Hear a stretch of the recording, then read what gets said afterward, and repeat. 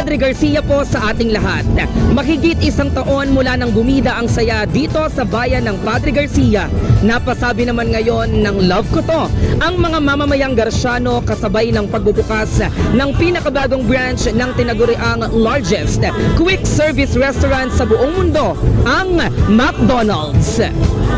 Kaliwat ka ng tarpaulins, life-size standees ng kanilang best-seller French fries at dalawang higanteng dancing balloons. Ilan lang yan sa mga naging mukha ng grand opening ng McDonald's Padre Garcia ngayong ika-28 ng Nobyembre taong 2023. Present sa ginanap na ribbon cutting si Honorable Padre Garcia Vice Mayor Nico Angelo Rivera, kasama ang ilan sa mga miyembro ng Sangguniang Bayan na sina Honorable Councilor Inog Estole, Honorable Councilor Roy Flores at Honorable Councilor Coco Bathan. Spotted din sa grand opening ang ama ng Barangay Poblasyon, Honorable Antonio Aguila, at ang ilang opisyal mula sa Padre Garcia Tourism Office, kabilang sina Sir Omi Diaz at Sir Bryant Padilla.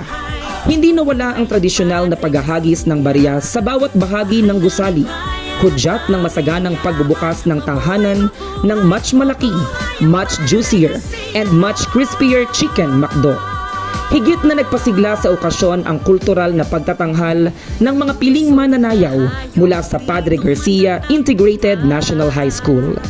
Nagdaos din ng isang motorcade kung saan nakisaya ang ilan sa mga mascots ng kumpanya na sina Grimace, Hamburglar at Birdie the Early Bird.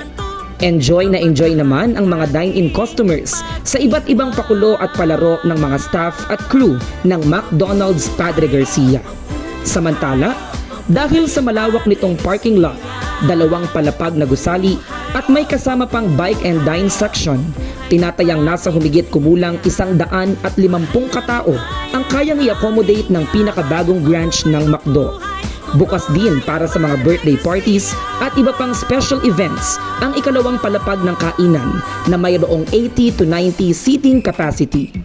Ayon sa pamunuan ng McDonald's Padre Garcia, pansamantala nilang ititigil ang kanilang operasyon mamayang alas 12 ng hating gabi upang magsagawa ng general cleaning.